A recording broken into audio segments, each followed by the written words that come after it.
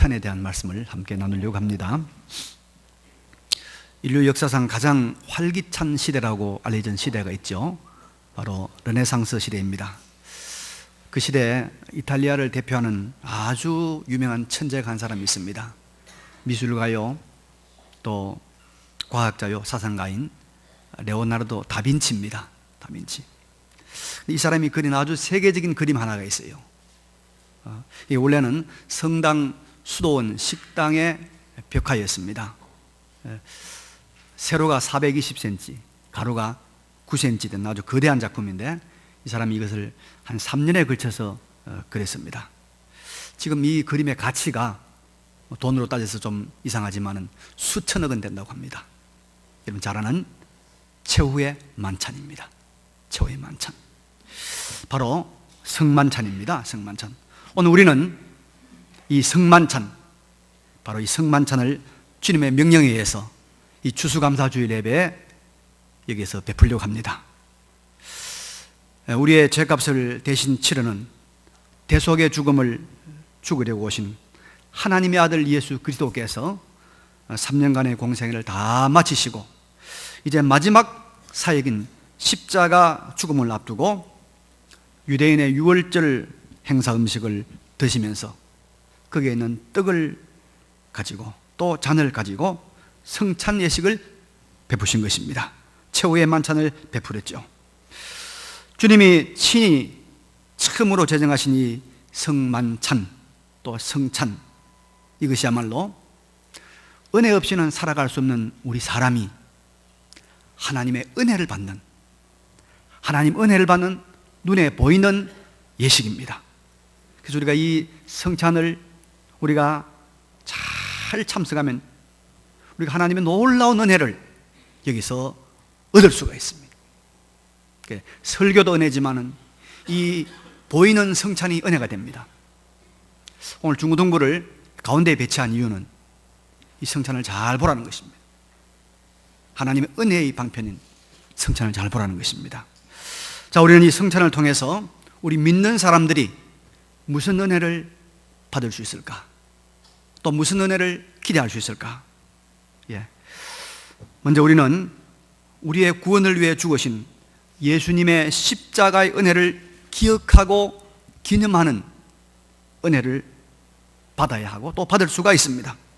본문을 보면은 예수님께서 떡을 가지사 축복하시고 떼어 제자들에게 주시며 이르시되 받아서 먹으라, 이것은 내 몸이니라. 27절에 보니까 또 잔을 가지사 감사 기도하시고 그들에게 주시며 이르시되 너희가 다 이것을 마시라. 이것은 죄 사함을 얻게 하려고 많은 사람을 위하여 흘리는 바 나의 피, 곧 언약의 피니라 말씀했습니다. 그래서 우리가 이 성찬의 떡과 잔을 보면서 또 이것을 우리가 받아 먹으면서 하나님의 아들 예수 그리스도께서 살찢고 피 흘려 죽으심으로 우리를 구원했다는 것을 기억해야 됩니다. 기념해야 됩니다. 그가 언약의 피를 흘려 죽으심으로 우리를 죄에서 구원했다는 것을 기억해야 됩니다. 그래서 누가복음 22장 19절에 이 성찬식 말씀이 또 나오는데요, 거기는 이를 행하여 나를 기념하라 말씀하고 있습니다. 여러분, 우리가 기억하고 기념하는 것은 정말로 필요합니다. 왜냐하면 우리가 기억해야 할 것을 기억하고 기념할 것을 기념할 때 우리가 사람의 자리에 서게 되는 겁니다. 나이가 들면서 건강에 많은 신경을 써야 됩니다. 그래서 건강하게 지내야 되는데, 그러나 좀 아프더라도 적어도 이 병만큼은 우리가 들지 않도록 간절히 기도해야 될 병이 하나 있습니다. 그게 뭐죠? 치매입니다. 치매. 차라리 죽는 것이 낫다는 그런 말도 하잖아요. 어느 날 찾아온 아들을 보고 사랑하는 어머니가 아저씨 누구세요? 그런단 말이에요. 평생 고락을 같이 한 남편이 아내를 몰라보고 할머니 안녕하세요. 그런단 말이요. 얼마나 가슴 아픈 일이겠습니까? 그때는 이미 어머니가 아니고 아내가 아니지 않습니까? 근데 여러분, 그 치매가 무슨 병입니까? 팔을 못 쓰는 병입니까? 다리를 못 쓰는 병입니까? 아닙니다. 바로 기억을 하지 못하는 것입니다. 기억을 하지 못하는 것. 과거를 깡그리 잊어버리는 것입니다. 그래서 기억하고 기념해야 할 것을 잊어버리면 그때부터 사람은 사람의 자리에서 떠나는 것입니다. 사람이 아니죠. 영적으로도 마찬가지입니다.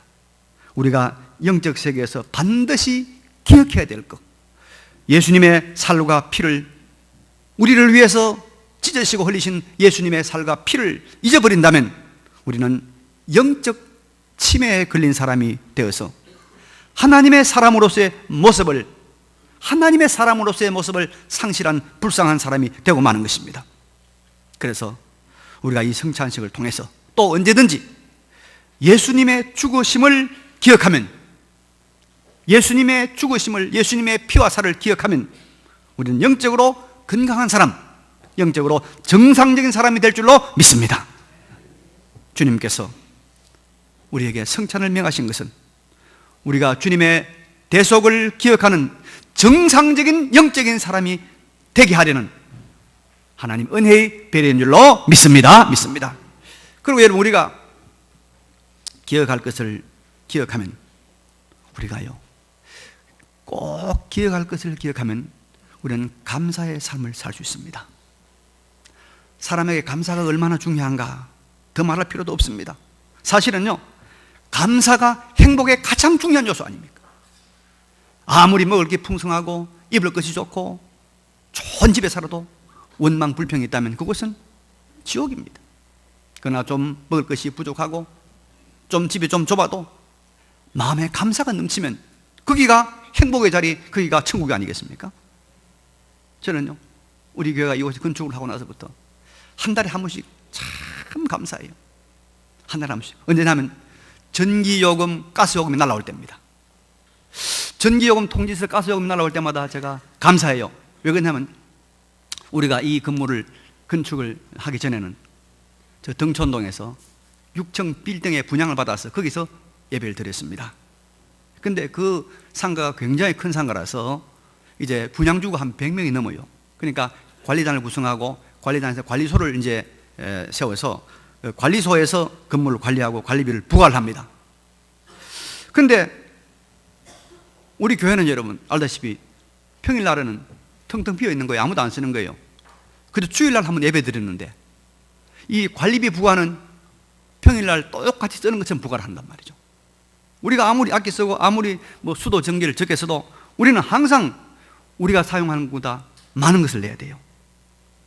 그래서 이걸 가지고 때를 쓸 수도 없고 안 낸다고 버팅길 수도 없고, 그렇다고 또 다 물자니 얼마나 억울합니까? 그래서 이 매달 관리비가 100몇십만 나올 때마다 속이 상해요. 제가 어떻게 할까?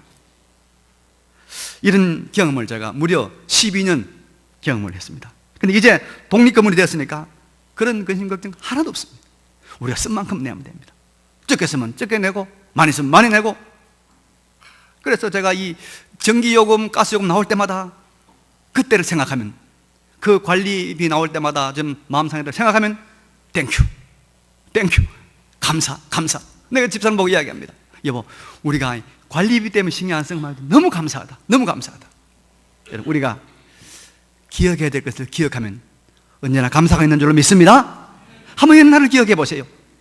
그 힘들고 어려웠던 때를 한번 기억해 보세요. 얼마나 감사한지 모릅니다.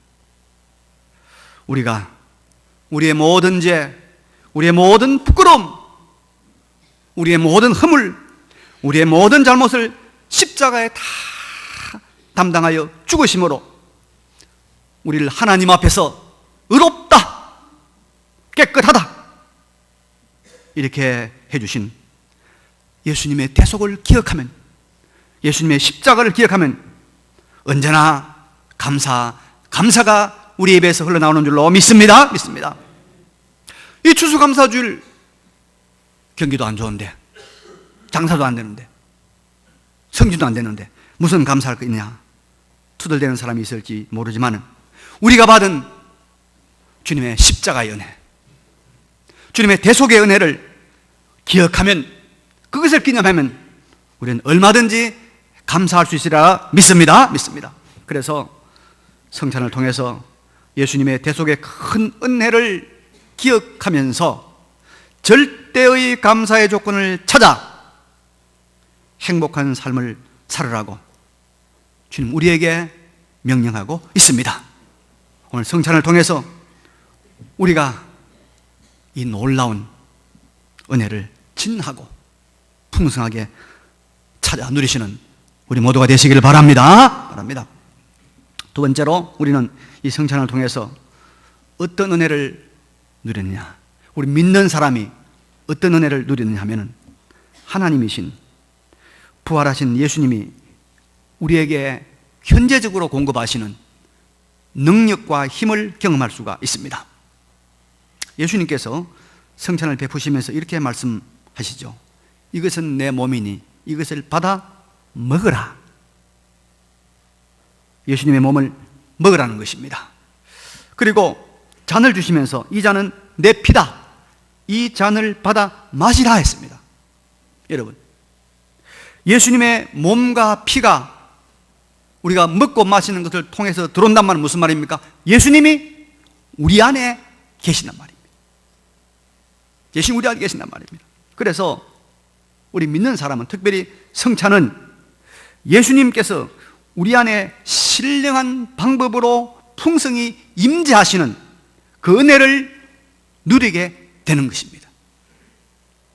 부활 성천하신 하나님, 보좌 우편에 계신 하나님, 예수님, 그분이 신령한 방법으로 우리 안에 임재하시는 은혜를 우리가 아주 풍성하게 누리게 되는 겁니다. 이게 영적 임재입니다. 이것이 또 믿는 자의 특권입니다. 그래서 이 성찬의 믿음으로 그리고 합당하게 참여한 사람들은 주님이 내 안에 계시는 강력한 은혜를 누리게 됩니다.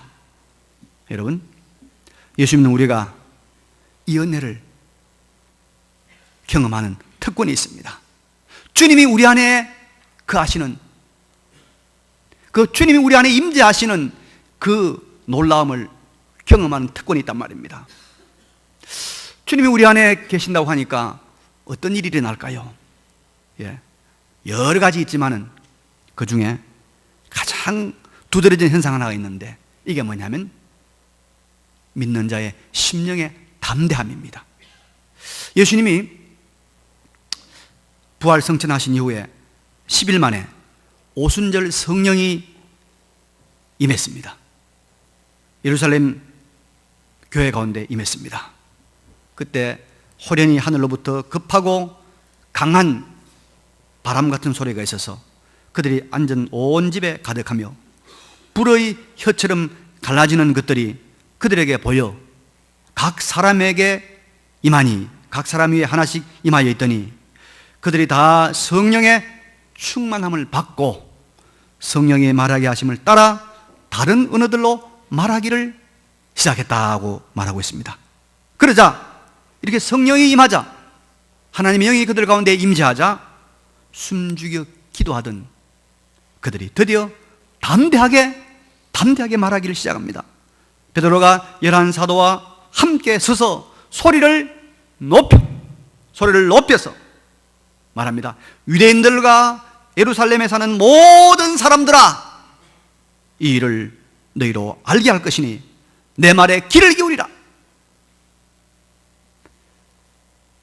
예수님 떠나고 제사장들과 바리새인들과 사두개인들이 예수 믿는 사람들을, 예수님 제자들 잡아 죽이려고 하던 그 상황에서 그들 마음속에 하나님의 영이 임하니까 담대함이 솟아났습니다. 왜냐하면 그 사람 안에는 무한하시고 전능하신 하나님이신 예수님이 임하시기 때문입니다. 여러분, 예수 그리스도가 우리 안에 영적으로 임재하시면 이런 담대함의 은혜가 우리 가운데 임하는 줄로 믿습니다. 예수 믿는 사람이 담대해져요. 물질 앞에서 죽음 앞에서, 질병 앞에서 담대해지는 거예요. 이게 뭐예요? 성찬을 통해서 또 예수 믿는 사람들이 하나님의 임재를 경험할 때 일어나는 현상들입니다. 사랑과 희락과 화평 같은 내적인 은혜를 비롯해서 주의 영이, 부활하신 주님이 우리 가운데 임하시면 기적과 능력과 권능이라는 이런 하나님의 역사가 일어나고 하나님의 보호의 사건들이 나타나는 것입니다. 막 그것이 일어나는 것입니다. 그래서 우리가 성찬을 통하여 주님의 영적 임재를 경험하고 우리가 평소에 경험했던 영적 임재의 놀라운 것들을 다시 한번 새롭게 더 진하게 경험하는 것입니다. 우리나라 국화가 뭐죠? 국화. 나라 꽃이 무궁화 아닙니까? 무궁화. 근데 그 무궁화라는 그 무궁이란 말이 무슨 말이냐면요, 끝이 없단 말이에요.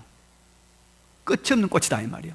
왜 그러냐면 무궁화는요, 이게 여름부터 초가을까지 한 100일 동안 핍니다. 100일 동안 피는데요, 여러분 혹시 무궁화 꽃을 가만히 보면 그 무궁화 나무 밑에 보면 꽃잎이 막, 꽃이 많이 떨어졌죠. 무궁화 꽃은 하루에 꽃을 30개에서 50개씩 피웁니다. 떨어지잖아요. 그럼 또 피웁니다. 또 피웁니다. 그래서 100일 동안에 이 무궁화 꽃이 몇 개 피느냐? 한 나무에서 5,000개를 피워. 5,000개. 그래서 무궁화, 꽃 끝이 없는 꽃이다 이 말이에요. 여러분, 성령이 우리 안에, 하나님의 영이 우리 안에 임하면 이 무궁화 꽃과 비교할 수 없는 그야말로 무궁한 하나님의 은혜와 기적이 우리 가운데 계속적으로 우리 일생에 펼쳐질 줄로 믿습니다. 무궁화 꽃이 피었습니다. 성령의 무궁화 꽃이 우리 안에 필 줄로 믿습니다. 믿습니다. 바로 우리가 성찬을 통하여 그런 은혜를 경험하는 거예요. 그런 은혜를 경험하게 됩니다. 세 번째로, 믿음으로 이 성찬에 참여한 사람은 하늘의 소망을 가지게 됩니다. 29절에 이런 말씀이 있죠.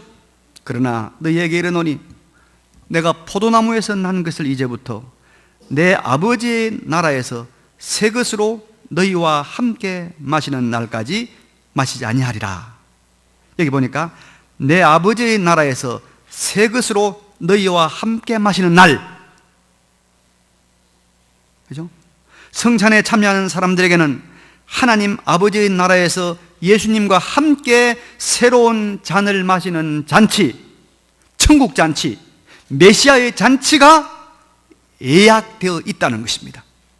메시아 잔치에 소망이 있다는 것입니다. 이게 우리가 이 성찬을 받을 때 받는 은혜입니다. 아, 우리가 바로 메시아 잔치의 초청장을 받은 사람들이다, 그런 말입니다. 잔치, 지금도 잔치 많이 하잖아요. 만나고 먹고 마시고 노래하고 그야말로 기쁨이요 행복입니다.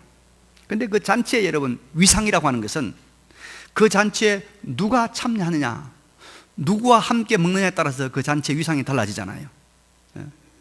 동장이 최고 높은 사람이다, 그러면 그건 뭐 그만한 가치가 있겠죠. 그만한 위상이 되겠죠. 근데 그 잔치에 장관이 온다, 꽤 괜찮은 잔치 아닙니까? 근데 그 잔치에 누가 오느냐? 대통령이 참석한다. 이거 굉장히 아주 영광스러운 잔치 아닙니까? 근데 여러분, 이 잔치에 만왕의 왕이시고 생명의 근원 되시고 전능하신 우리 주님이 참석하신다면 그 잔치가 얼마나 영광스럽고 대단한 잔치이겠습니까? 근데 여러분, 놀라지 마십시오. 이건 확실합니다. 오늘 믿음으로, 예수를 믿는 믿음으로 이 성찬에 참여한 사람들은 주 예수 그리스도와 함께 먹고 마시는 하늘의 메시아 잔치에 참여할 수 있는 초청받은 소망이 있다는 것을 믿으시기 바랍니다. 우리가 이 메시아 잔치에 초청받았습니다. 주님은 지금은 보이지 않는 성령으로 우리 가운데 영적으로 임하시지만은 이제 하나님의 나라에서는 그 빛나고 영광스러운 모습으로 자신을 드러낼 것입니다. 우리의 육안으로 볼 수 있도록. 그리고 천군 천사들이 그 주위에서 우리를 위하여 시중 들고 우리가 그 잔치의 주인공 주빈이 되는 그 잔치를 예비해 놓으신 것입니다. 우리가 그 잔치에 들어갈 소망을 가진 사람들입니다. 그 영원한 그 생명의 메시아 잔치에 우리가 들어갈 소망을 가진 사람들이다 이 말입니다. 그러므로 이 성찬에 참여하는 모든 사람들은 이것을 기억해야 됩니다. 우리는 그 잔치에 소망이 있다. 지상에 있는 모든 성도는 다 이 소망을 가진 사람들입니다.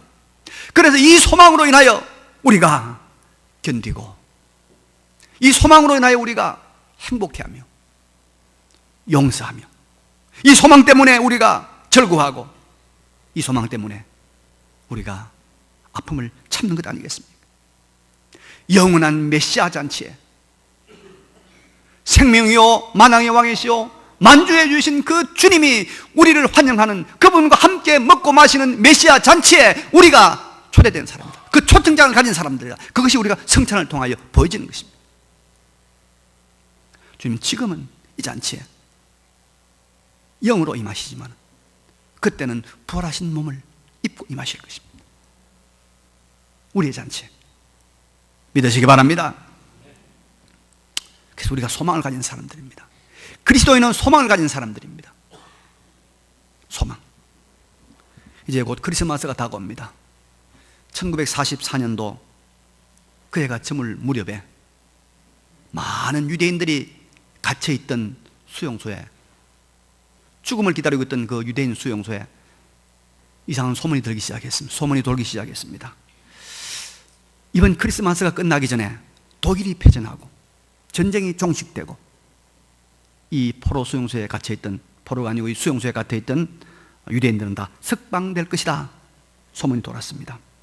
근데 크리스마스가 지나가도 아무 소식이 없습니다. 정월이 다 됐는데도 전쟁은 계속되었습니다. 전쟁은 45년도 끝났잖아요. 6월 달에 8월 달에. 그러자 수용소에서 사람들이 죽어나가기 시작했습니다. 아무런 기대도 없던 그때 죽어나간 숫자에 16배가 되는 사람들이 죽어나갔다는 것입니다. 절망, 소망이 없어지는 것이 얼마나 비극적인 결과를 가져다 준다는 것을 보여주는 아주 좋은 신뢰가 될 것입니다. 여러분, 희망은 그 자체로 행복입니다. 소망이 있다는 그 자체로 힘이 되는 것입니다. 사람은 여러분, 밥을 먹고 사는 것이 아니라 꿈을 먹고 사는 거예요. 소망을 먹고 산다고 해도 과언이 아닙니다. 그런데 그런 우리에게 주님께서 메시아 잔치의 소망을 주셨습니다. 메시아 잔치의 소망. 주님은 우리에게 성찬을 통해서 아주 영광스럽고 그리고 영원히 계속되는 메시아 잔치의 소망을 주고 있습니다. 기대하시기 바랍니다, 여러분. 이 소망을 꺾을 만한 것이 하늘과 땅에 아무것도 없습니다. 우리의 이 메시아 잔치에 참여할 우리의 소망을 꺾을 만한 것이 이 세상에는 아무것도 없다 이 말입니다. 아무것도 없다. 성찬을 통해서 우리가 결단코 사라지지 않는 절대의 소망을 가진 사람이라는 것을 깨닫고 이 소망을 누리는 여러분 되시기 바랍니다. 우리는 절대의 소망을 가지고 있는 거예요. 어떤 것도 우리의 소망을 빼앗아갈 수 없는 그 절대의 소망을 가진 사람들입니다. 메시아 잔치. 하나님이신 예수 그리스도께서 우리를 초청하고 그분과 함께 먹고 마시는, 영원히 먹고 마시는 잔치하는 메시아 잔치에 소망이 있다는 것입니다. 이것을 성찬을 통하여 주님 우리에게 이 땅에서 미리 선언적으로 경험하라고 말씀하고 있습니다. 여러분, 인간은 시간 속의 존재입니다. 육신을 입은 우리 인간은 시간 속의 존재입니다. 그래서 우리는 과거가 중요합니다. 또 미래도 중요하고 그리고 무엇보다도 현재가 중요합니다.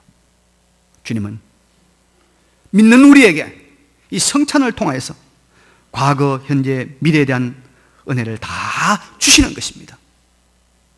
우리가 성찬을 대할 때 우리의 과거의 모든 죄가, 우리의 모든 허물이 다 씻겨졌다는 주님의 대속을 기억하고 기념함으로 감사하는 시간 되시기를 바랍니다. 감사하는 시간 되시기 바랍니다. 그리고 주님은 현재적으로 이 성찬을 통해서 성찬에 참여한 사람들에게, 참여할 자격을 가진 사람들에게 주님이 우리 안에 계시는, 그래서 우리가 담대함과 능력과 하나님의 권능을 경험하는 현재적 은혜를 주시는 거예요.